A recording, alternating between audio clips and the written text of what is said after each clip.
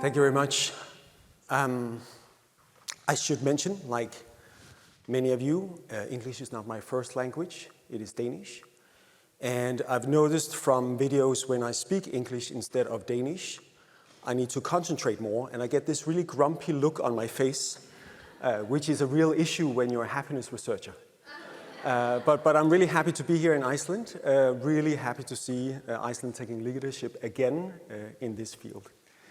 I also know that when people hear I come from the Happiness Research Institute, they imagine that my office is full of puppies and ice cream. Unfortunately, that's not the case. It's full of reports. I'll be sharing some of the highlights from this report we did a few years ago for the Nordic Council of Ministers.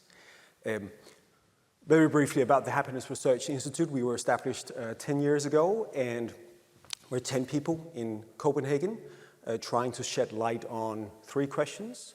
So how can we measure happiness or well-being? Why are some people happier than others? And what can we do to improve quality of life? So once we've solved those questions, I can retire, but it's not going to be anytime soon. The report, well, I mean, I'm speaker number 27, so I think we have established by now that well-being economies are economies that use actively well-being tools and metrics to inform policymaking. So I'll slim my presentation down and just say from the report that we see Iceland and Finland leading the charge within the Nordic countries, and unfortunately Denmark, my country, is at the back of the bus. So we're still stuck at the monitoring, tracking well-being data, but not using it actively in policy making. We see 3 challenges in moving things forward for all Nordic countries. The first is that we still need a common language to talk about well-being.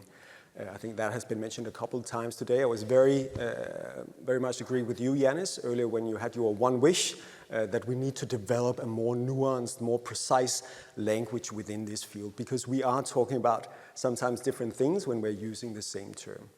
And that goes whether we talk about well-being, quality of life, happiness, all of those terms are wide, complex umbrella terms. And we need to be able to tear that apart and have a more precise language to describe individual components that well-being consists of.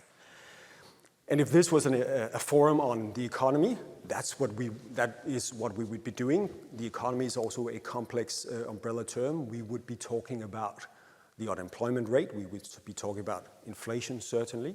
We would be talking about growth, GDP per capita, exports, and so on. And that gives us a language to talk about, for instance, how is the economy in Iceland doing. So that's also where we need to move in terms of well-being. We need to develop our language and be more precise.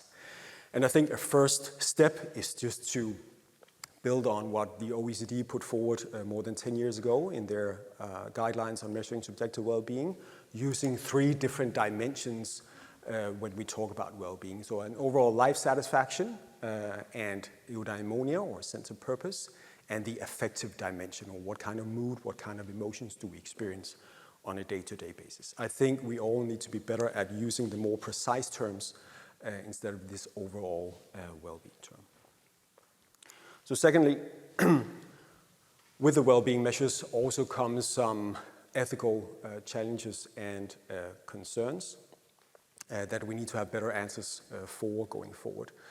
For instance, is the well-being of a child worth more than the well-being of an 85-year-old?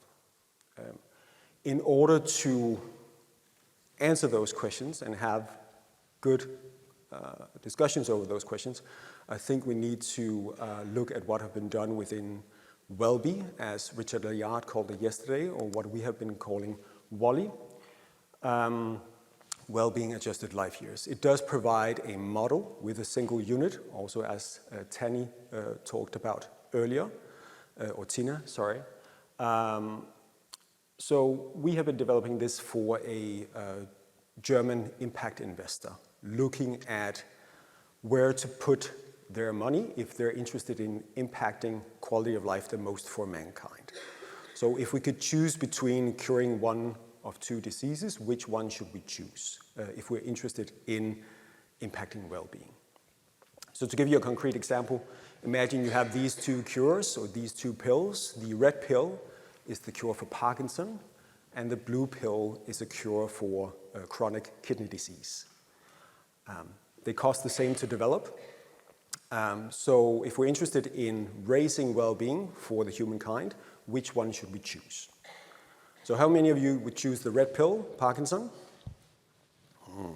It's about 5%. And how many would choose the blue pill? 10%. And so we have 85% saying we need more data on this. And you're right.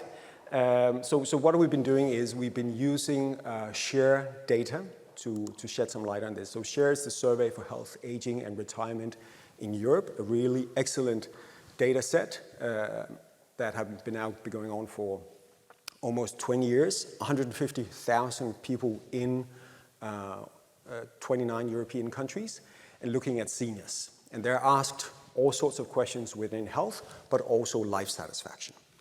And when you follow such a large group of people over such a long period of time, and you do it with seniors, people are diagnosed with all sorts of disease.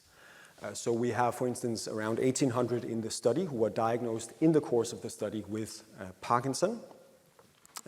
So one of them, let's call her Sally, who is in her 50s and usually reports really high levels of life satisfaction. So back in 2011, she reported 10 out of 10 on satisfaction with life. A couple of years later, 9 out of 10, still really high. Then in 2014, she gets diagnosed with Parkinson's disease. And the following survey, she reports 5 out of 10. So the question is, how big is the drop? Should we compare it up against a 9 or a 10? Of course, we should compare it up against what would a woman like Sally in her 50s with that employment status, relationship status, etc. she has, how high would her life satisfaction have been if she had not been diagnosed with Parkinson? And of course, Sally is just one, but out of 1,800 experiences in being diagnosed with Parkinson. And I think this is a real key. I think we need to hammer home that WALI or Wellbeing or whatever we choose to label it as builds on people's actual experiences. I very much agreed with the former speaker, Tina, on the power of using life satisfaction because it builds on people's experiences. So Tina, you mentioned some of the drawbacks of using QALY. And if I can add to that, one of the drawbacks is that QALY is building on people's perceptions. So QALY builds on asking 1,000 people, imagine you had 10 years left to live, and you now experience a medium level of pain. How many of those years would you give up to live with perfect health? And you might say 4 years, okay. And then I ask you, imagine you now have again 10 years left to live and you now are struggling with severe depression. How many of those years would you give up in order to live with perfect health? And you say 2. And we ask 1,000 people and we get their perception, their expectation on what it is to live with a medium level of pain or severe depression, but they don't know necessarily. And that's the main difference, and I think we need to really hammer that home in terms of subjective well-being, that's not based on what people think, it's based on what people feel and experience. That's a key point. So this was Sally, one data point with Parkinson. We can then use the 150,000 people in the data set to understand how does different diseases impact life satisfaction when you're diagnosed with that disease, and also compare it up against other setbacks in life, like becoming unemployed or becoming divorced, etc. So again, we get the single unit that Richard Layard talked about yesterday to compare vastly different domains. So we use it for an impact investor to judge where should they invest in terms of getting the most bang for the buck in terms of happiness, but it can also be applied easily to policy areas. So just a few seconds about the impact investor. They look at 10 different areas that could bring humanity forward. So big challenges like curing cancer, developing a sustainable protein supply, and have invested more than €1 billion in the past 3 years, and committing to investing more than €1 billion in the next 3. So the question of the blue pill, red pill, well, if we look at people with chronic kidney disease, end-stage chronic kidney disease in Europe, we see a 14% reduction in life satisfaction for that group. And we can then zoom in on a country, say how many well-being adjusted life years are lost every year due to this disease. Well, if we look at Germany, that tallies up to around 800,000 well-being adjusted life years lost, which would be the equivalent, if we found a cure, to make everybody in Germany feel safe in every neighborhood. So again, very different domains we can start to compare. The red pill, I think it was the red pill, the Parkinson cure. Well, we see people with Parkinson experience a 29% decrease in life satisfaction. But what is also so great about this data set is we can see who is married to who. So we can see what is the effect on your spouse if you're diagnosed with a certain disease. And we see a 2 to 3% reduction in life satisfaction.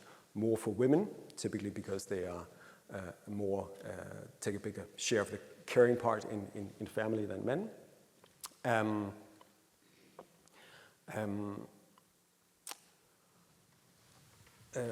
we can see, for example, a disease like Alzheimer's that has a bigger toll eventually on the spouse than the actual patient. So really, really good data we can use, again, to explore other areas. So what would it mean for Berlin? What would it mean for Helsinki if we were to reduce air pollution to 0 in those cities, again, with the single unit of measure? So basically using life satisfaction as a common currency where we compare different initiatives or different investments. We could also see what is the impact going to be from climate change with different temperature increases in different regions. Third challenge we need to address is we need to get more subjective well-being metrics into evaluations and get it to really live when we do surveys. We're behind, again, in Denmark on that one. So what we're doing is we're building a social value bank with Danish and Nordic data. So it is basically a database of what works for well-being or for life satisfaction. So looking at when people are able to reduce unemployment, loneliness, depression with 10% or domestic violence, how big an impact does that have on life satisfaction? So it's an open database. It will be free to use. We are looking for partners to feed data into it. We will feed it with the good panel data we have in the Nordic region. We'll also feed it with existing scientific studies and help local stakeholders build in subjective well-being metrics in their project evaluations. For the scientific studies, of course, sometimes academics disagree. So we'll do quality assessments of the different studies and give the most robust, most valid studies the biggest weight in the database to build the tool. And lastly, we want to focus on Nordic data because we see that it matters a lot where we help people, where they live. So, for example, becoming financially, having financial safety or security, that has very different effects in different countries, going from UK, for example, to India. So that's why we thought, let's compile the Nordic data because that's easily to compare. We have quite similar societies and we would more likely see more similar effects in the same countries. So if you have initiatives, if you need help with implementing subjective well-being metrics to judge them, to evaluate them, whether that's domestic violence, unemployment, loneliness, please reach out. And we'll be happy also to feed that data into the database so we get some really solid evidence in the Nordic region. Thank you.